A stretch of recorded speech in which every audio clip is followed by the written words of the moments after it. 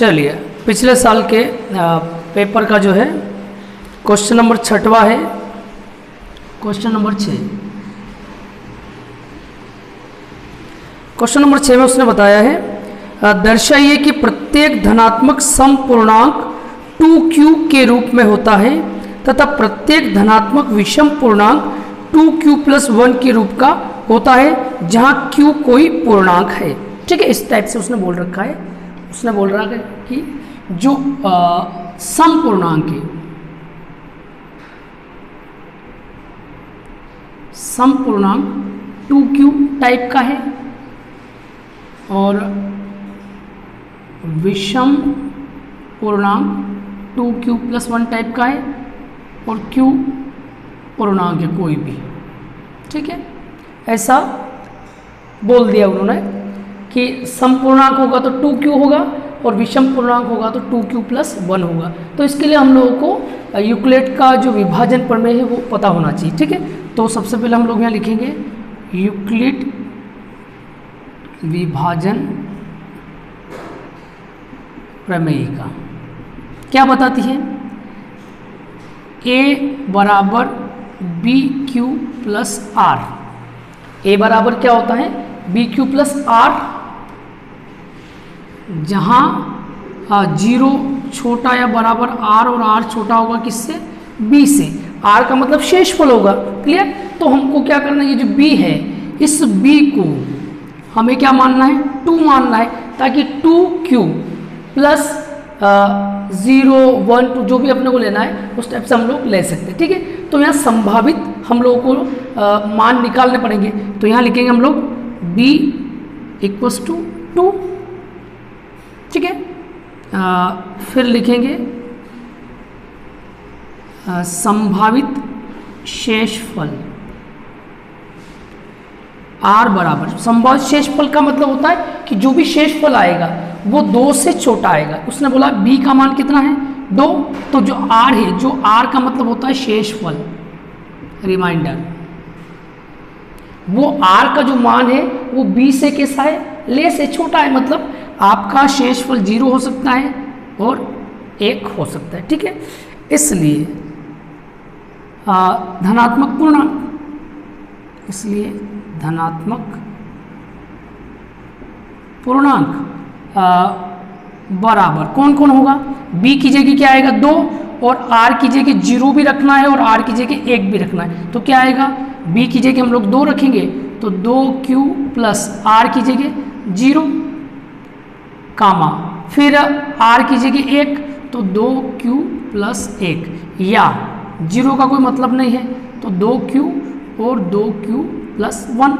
ये अब ये जो 2q है ये है सम पूर्णांक, सम धनात्मक पूर्णांक, ऋणात्मक तो आ ही नहीं सकता है, और ये है विषम धनात्मक पूर्णांक। क्लियर, तो इस टाइप से हम लोगों को इसको सॉल्व कर लेना है। ठीक है, चलिए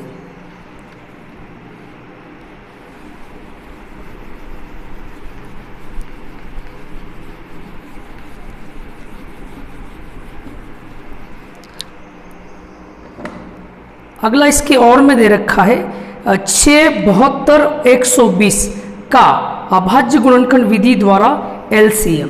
6 72 और 120 का अभाज्य गुणनखंड विधि द्वारा एलसीएम निकालना। अभाज्य गुणनखंड विधि से हम लोग को क्या निकालना है, इसका एलसीएम निकालना है। तो अभाज्य गुणनखंड विधि का मतलब होता है इसके टुकड़े करना है। ठीक है, तो अभाज्य गुणनखंड विधि में हम लोग क्या करेंगे, सबसे पहले लिखेंगे 6 फिर 72 फिर 120। ठीक है, पहले हम लोग इसको किससे, 2 से काटेंगे, 2 तिया 6, 2 से काटेंगे 2 तिया 6, 2 छंग 12, 2 से काटेंगे तो 60, फिर 2 से काटेंगे तो 3 में तो नहीं कटेगा, 36 को काटेंगे तो 18, 18 दूनी 36 और 60 को काटेंगे तो 30, फिर 2 से काटेंगे 3 नहीं कटेगा, 18 को काटेंगे 2 से 9, 30 को काटेंगे 15, फिर हम लोग 3 से करेंगे 3 एकम 3, 3 तिया 9, 3 5 15।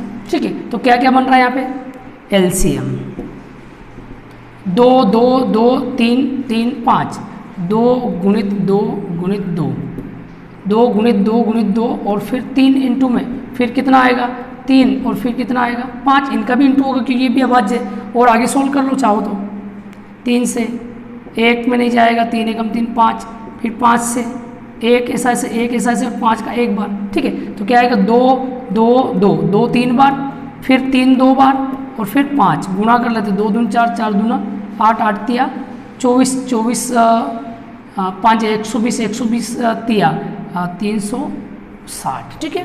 तो ये एलसीएम आपका 360 हो जाएगा। क्लियर? चलिए, तो ये दो नंबर के क्वेश्चन है। और देखिए थोड़ी स्पीड से कर लेते हैं हल फटाफट। अगला उसने बोला है इस पे क्वेश्चन नंबर इसका 7वां है। क्वेश्चन नंबर 7 है 6x square minus 3 minus 7x के शून्यक निकालने। तो शून्यक निकालने के लिए सबसे पहले तो हम लोग को इसको सही से जमाना है, क्योंकि ये जो बहुपद है जो उसका क्रम सही नहीं है। क्रम का मतलब x वाले x स्क्वायर के बाद x की पावर 1 आता है, तो क्या है क्रम सही करते हैं 6x स्क्वायर, फिर ये वाला क्रम पहले आएगा माइनस 7x और माइनस 3। क्लियर? सबसे पहले कौन आएगा 6x स्क्वायर, फिर उसके बाद ये वाला आएगा और ये अचर पद ये लास्ट में आएगा।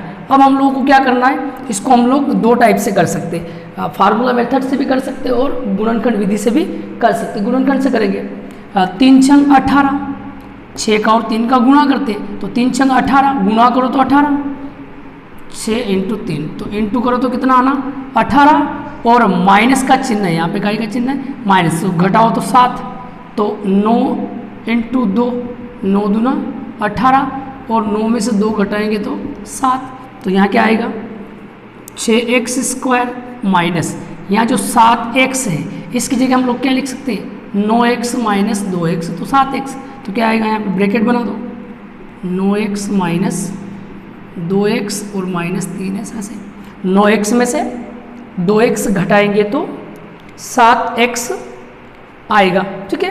तो 9x में से 2x तो 7x और 9 दूना 18 भी आ रहा गुणा करने पर, ठीक है। ब्रैकेट हटा लेते हैं 6x स्क्वायर, ब्रैकेट हटाएंगे तो चूंकि ब्रैकेट के बाहर चिन्ह माइनस का है तो चिन्ह इसके बदल जाएंगे, तो माइनस का 9x और ये माइनस का और ये माइनस का है तो माइनस माइनस क्या हो जाएगा प्लस का 2x माइनस 3, ठीक है। इसके टुकड़े कर लेते हैं हम लोग, ठीक है। टुकड़े कैसे 6 के टुकड़े कर लो, ठीक है। 3x इंटू 2x, 3 दूना 6 और x में x का इंटू तो x की पावर 2 माइनस 9 के 3 इंटू 3x, 3 तिया 9x प्लस 2 का होगा ही नहीं तो 2x इंटू 1, 3 का नहीं होगा तो 3 इंटू 1, जिसका फैक्टर या जिसका गुणनखंड कुछ नहीं होता उसका गुणनखंड 1 होता है। क्लियर? अभी यहाँ कौन कॉमन आ रहा दोनों में से 3x कॉमन, इसमें कौन कॉमन आ रहा दोनों में से 1 कॉमन, तो यहाँ 3x कॉमन आएगा, तो 3x कॉमन आएगा तो अंदर क्या बचा 2x minus 3, 2x minus 3 plus यहाँ से कॉमन आ रहा 1 कॉमन आ रहा, अंदर क्या बचा 2x माइनस 3, 2x माइनस 3, मतलब जो यहाँ बच रहा है वो का वो यहाँ बचना चाहिए, ठीक है। अभी कौन कॉमन आ रहा फिर से 2x माइनस 3 यहाँ पे भी है, 2x माइनस 3 यहाँ पे भी है, 2x माइनस 3 फिर से कॉमन आएगा, 2x माइनस 3 कॉमन, तो बचा क्या यहाँ पे 3x, यहाँ से कॉमन निकाला तो क्या बचा 3x और यहाँ से कॉमन निकाल लिया तो बचा कितना प्लस 1। अब पहला शून्यक, फर्स्ट शून्यक, पहला शून्यक क्या होगा 2x माइनस 3 को 0 मान लो, क्योंकि शून्यक का मतलब होता है जिसकी वैल्यू 0 के बराबर हो। दूसरा शून्यक, दूसरा शून्यक कौन है 3x प्लस 1 बराबर 0। पहला प्रत्येक वास्तविक गुणनखंड 0 के बराबर होता है, इसलिए हम लोगों को क्या करना है कि पहले गुणनखंड को भी 0 के बराबर लिखना है, दूसरे को भी 0 के बराबर लिखना है। क्लियर? तो देखिए इधर माइनस का 3 उधर जाएगा प्लस का और बटे में 2, तो x की वैल्यू क्या आएगी माइनस का 3 उधर तो प्लस 3 और बटे में कितना 2, 3/2। यहाँ x की वैल्यू निकालनी है तो प्लस का 1 उधर जाएगा तो माइनस का 1 और बटे में कौन आएगा 3, ठीक है। तो ये शून्य किसके आ जाएंगे, इसको हम लोग गुणनखंड विधि बोलते हैं। क्लियर? चलिए बताएं।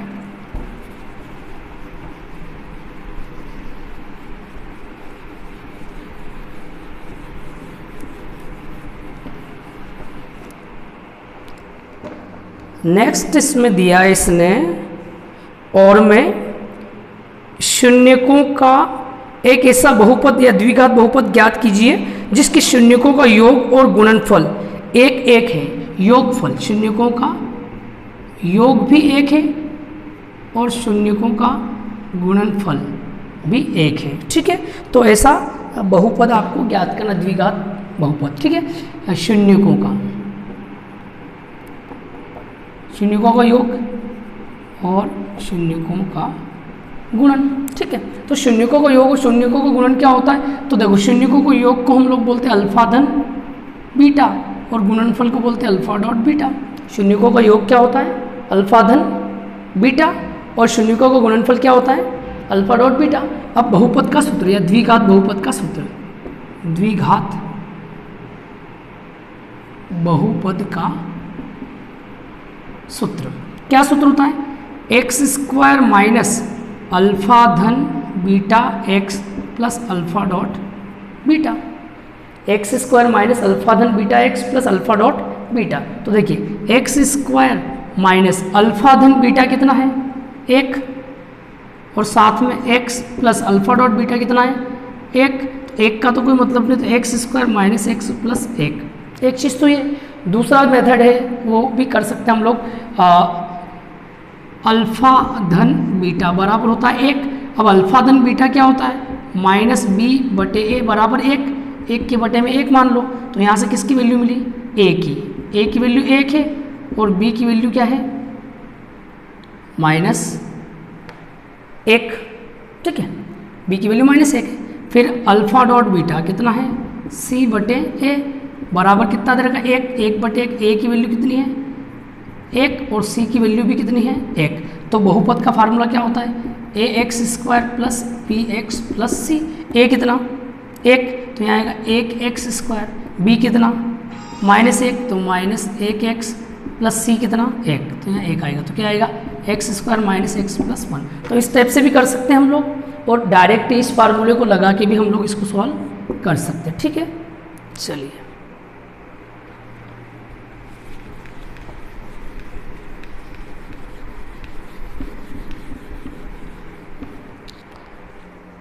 अगला क्वेश्चन इसने दिया है, क्वेश्चन नंबर 8 है। क्वेश्चन नंबर 8 इसने दिया है एपी, दे रखा है इन्होंने एपी -5 -1 3 7 का प्रथम पद ए और सार्वंतर डी। इसका निकालना प्रथम पद ए और सार्वंतर डी हमको लिखना है। तो प्रथम पद का मतलब होता है पहला पद। प्रथम पद का मतलब पहला पद। बहुत इजी है, आप लोग बड़ा आराम से कर सकते हैं। प्रथम पद कितना है इसका? -5, तो यहाँ आएगा ए का मान -5। और सार्वंतर का मतलब होता है दूसरे पद में से पहले पद को घटाना।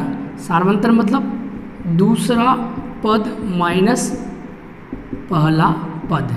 तो दूसरा पद कौन है? -1 माइनस पहला पद क्या है? -5 है, तो ये भी माइनस का और ये भी माइनस का, तो माइनस माइनस प्लस 5। अभी ये प्लस का और ये माइनस का तो घट जाएगा, 5 में से 1 कम होगा तो 4। क्लियर? और ऐसे आपको जो है आराम से 2 नंबर इसके मिल जाएंगे। ठीक है, अगला इसने बोला है इसी के अथवा में एपी दे रखा है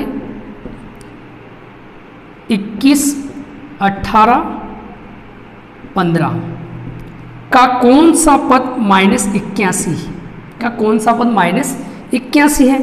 ठीक है, मतलब अपने को ये बताना है कि जो 81 माइनस का आ रहा है ये कौन से नंबर पे आ रहा है, मतलब नंबर ऑफ टर्म निकालना है, मतलब पदों की संख्या निकालनी। तो ये तो आपका हो गया प्रथम पद मतलब ए कितना हो गया? 21। डी मतलब उसका सार्वंतर। सार्वंतर मतलब क्या करते हैं? दूसरे पद में से पहले पद। दूसरा पद कौन है? 18 में से पहला पद कौन है? 21 घटाएंगे तो 18 में से 21 घटाएंगे तो माइनस के 3 आएंगे, और इसको हम लोग लास्ट टर्म मान लें एल बराबर -81, है ना। मान लेते हैं कि माना लास्ट जो पद है वो -81 है। मान लो -81 के बाद पद नहीं आ रहे, ऐसा अपन मान लेते हैं। तो एल लास्ट टर्म ये हो गई। अब एल का फार्मूला क्या है? पदों की संख्या एन इक्वल्स टू अपने को निकालना है। अब एल का फार्मूला एल इक्वल्स टू क्या होता है? A plus n -1 into D. क्या फार्मूला आता है एल का? A plus N minus one into D.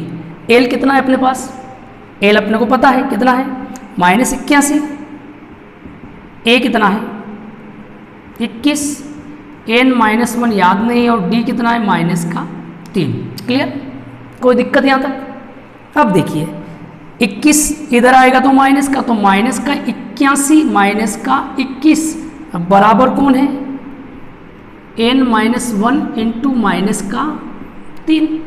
अभी ये दोनों माइनस के तो जुड़ेंगे तो एक और एक कितना हो जाएगा 2, और 8 और 2 हो जाएंगे 10। काहे के माइनस के ये इंटू में है तो बटे में आ जाएगा माइनस का 3, और इधर बचेगा n माइनस वन। तो माइनस माइनस प्लस 3 से काटेंगे, 3 तिया 9, बचा 1, 3 चौक 12। अभी माइनस का 1 इधर आएगा तो प्लस का हो जाएगा, तो 34 और 1 कितना हो जाएगा 35। इसका मतलब है कि 35वां पद कौन होगा -81। ठीक है, तो ऐसे हम लोग जिसको सोल्व कर सकते बड़े आराम से, बहुत सिंपल है। बस अपने को फार्मूले याद होने चाहिए। अगर आपने फार्मूले अच्छे से याद कर रखे तो फिर आप इन सवालों को बिना किसी हेजिटेशन के, बिना किसी प्रॉब्लम के सॉल्व कर सकते हैं। एक तो फार्मूला आपको अच्छे से आना चाहिए, ये फार्मूला आपको आना चाहिए। फिर सार्वंतर कैसे निकालते हैं, सार्वंतर का मतलब क्या होता है, दूसरा पद माइनस पहला पद। अगर आपको ये चीज़ पता है तो आप इन सवालों को आराम से करके और जो है पास हो सकते हैं। ठीक है, चलिए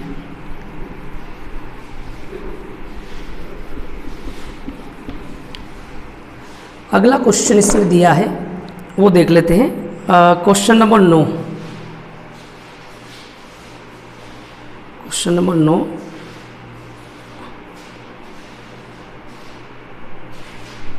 90 में उसने बताइए निम्न आकृतियां समरूप है या नहीं। कुछ आकृतियां दे रखी इसने, तो आकृतियां हम लोग बना लेते हैं। आकृतियां दे रखी इसने इस टाइप से PQRS, ये है 1.5 सेंटीमीटर, ये भी 1.5 सेंटीमीटर, ये 1.5, ये 1.5। और सेकंड आकृति इसने दे रखी है, एक वर्ग दे रखा है इस टाइप से, और उस वर्ग का नाम इसने दिया है ABC, ABCD, और 3 सेंटीमीटर, 3, 3 और 3, सारी भुजाएं बराबर होगी।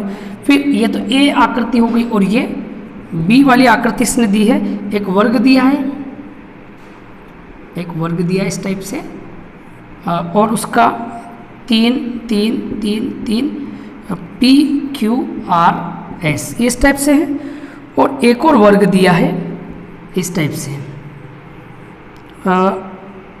2, 2, 2, 2। ठीक है, सॉरी ये वर्ग नहीं है, ये आयत है।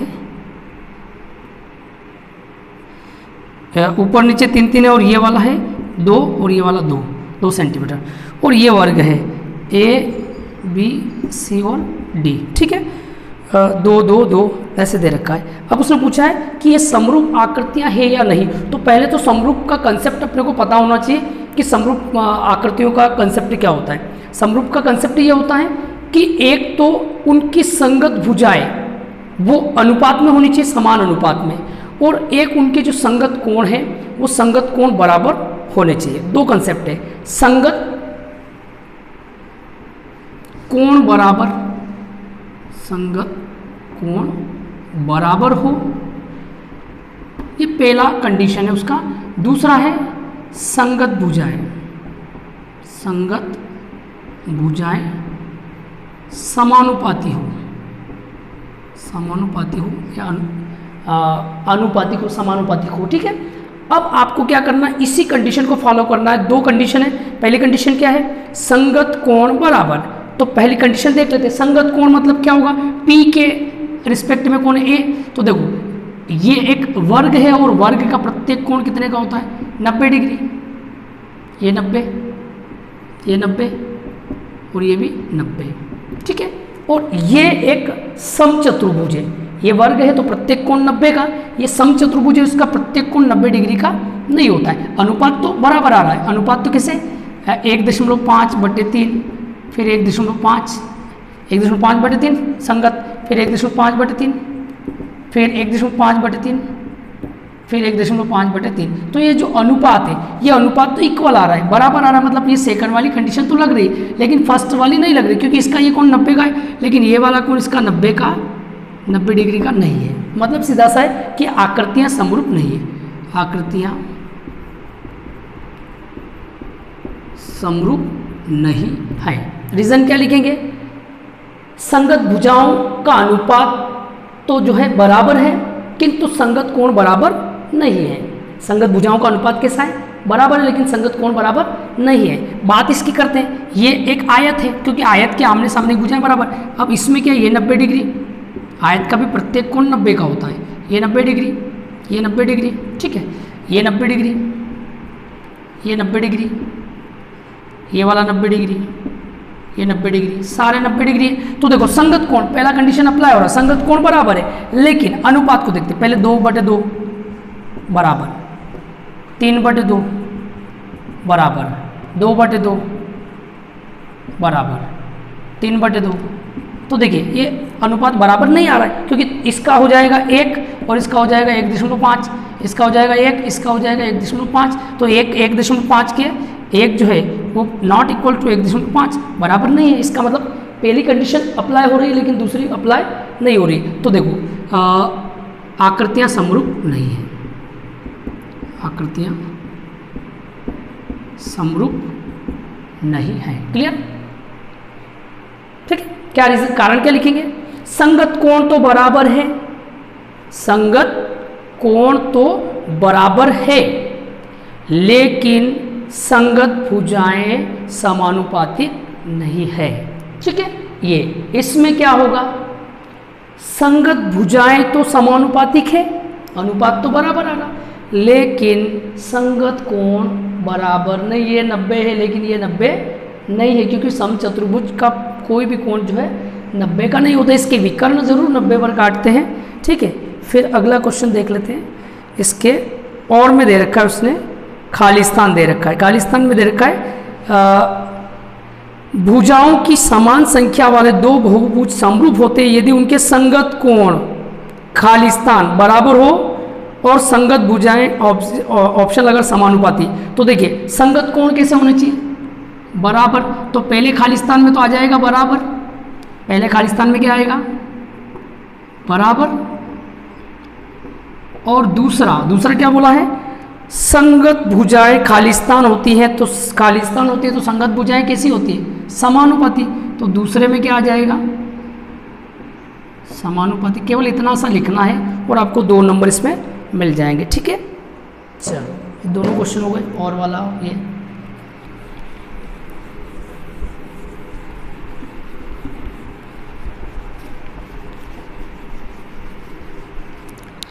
चलिए नेक्स्ट, अगला 10वां क्वेश्चन इसने बोला है उस बिंदु के निर्देशांक ज्ञात कीजिए जो बिंदुओं -1 7 और 4 3 को मिलाने वाले रेखाखंड, मतलब इस बिंदु और इस बिंदु को मिलाने वाला जो रेखाखंड है उस रेखाखंड को 2:3 में विभाजित करता है, ऐसा अपने को बिंदु का निर्देशांक निकालना है। ठीक है, तो यहाँ एक बिंदु मान लेते हैं, ठीक है, और उस बिंदु की निर्देशांक क्या मान लो? x और y। ये बिंदु हो गया A, ये हो गया B, और इसको मान लो आप C। माना C एक ऐसा बिंदु है जो इस रेखाखंड को 2:3 में विभक्त करता है। तो उसके लिए हम लोगों को क्या है? फार्मूले आना चाहिए। फार्मूला क्या होता है वो देख लो, अनुपात का या विभाजन सूत्र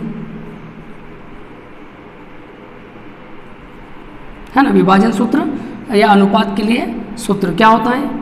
x बराबर होता है m1x2 प्लस m2x1 बटे m1 प्लस m2, और y का सूत्र होता है, y आ जाएगा m1 y2 plus m2 y1 बटे m1 प्लस m2।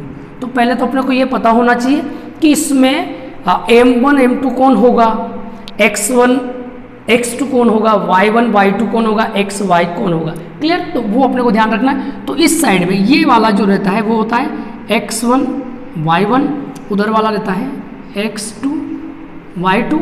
ये अनुपात है, इसको बोलेंगे हम लोग m1 m2, और बाकी जो हो x y है तो एज इट इज रहेगा। तो x और y दोनों, ठीक है।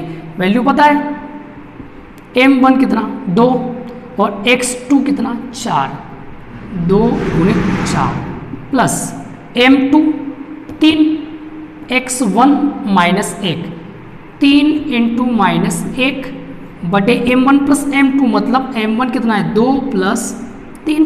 क्लियर, ऐसा कैसे हम लोग इसको आगे भी सॉल्व करेंगे।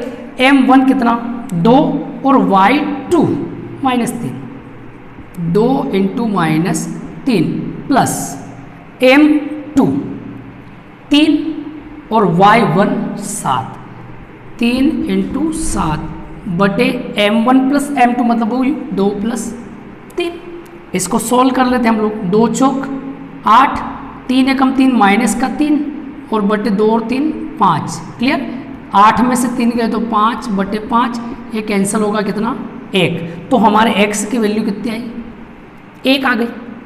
इसको सॉल्व करते 2 तिया 6 माइनस के 6, तीनों शर्तों 21 बटे 5।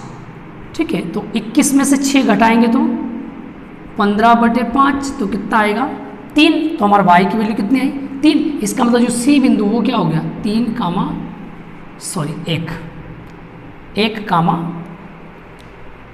5। क्लियर, 5 तिया 15, 1 कामा 3। क्लियर, तो इस टाइप से आप लोग इसको सॉल्व कर सकते हैं। मेन आपको फार्मूला आना चाहिए।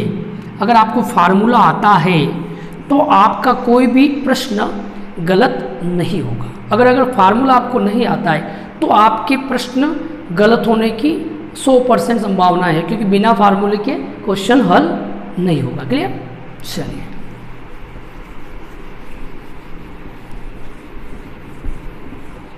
अगला क्वेश्चन इसने 10वें के और में दिया है। यदि बिंदु A 6,1 B 8,2 C 9,4 D P,3 एक समांतर चतुर्भुज के शीर्ष है, तो इस क्रम में हो तो P का मान है ना, समांतर चतुर्भुज के ये शीर्ष है A B C और D। ठीक है, A चाहो तो आप इसको यहाँ लिख दो AB, या चाहो तो यहाँ लिख दो, कोई फर्क नहीं पड़ेगा उससे। B जो है कितना है 8,2 और इसको इधर लिख दो D को P,3 और यहाँ लिख दो C को, C की वैल्यू इसने दे रखी है 9,4। ठीक है, ये एक समांतर चतुर्भुज के शीर्ष है। तो समांतर चतुर्भुज के शीर्ष हम लोग ऐसा मान लो समांतर चतुर्भुज है। ठीक है, ऐसा कोई भी समांतर चतुर्भुज ऐसा अपन मान लेते हैं। ठीक है, ये तो हम लोग जो है इसको निर्देशांक ज्यामिति पे दर्शाएंगे तो पता चल जाएगा। ठीक है, अब ये समांतर चतुर्भुज मान लो ये इसका विकर्ण है और ये इसका विकर्ण है। तो समांतर चतुर्भुज का कंसेप्ट क्या है कि समांतर चतुर्भुज के विकर्ण एक दूसरे को समद्विभाजित करते हैं। मतलब सीधा सा है कि ये विकर्ण और ये विकर्ण एक दूसरे को कहाँ पे काटेंगे, O पे काटेंगे। तो AC का मध्य बिंदु भी O है और BD का मध्य बिंदु भी कौन होगा, O होगा। ये इसका कंसेप्ट है। तो क्या लिखेंगे, चूंकि समांतर चतुर्भुज के विकर्ण एक दूसरे को क्या करते हैं, समद्विभाजित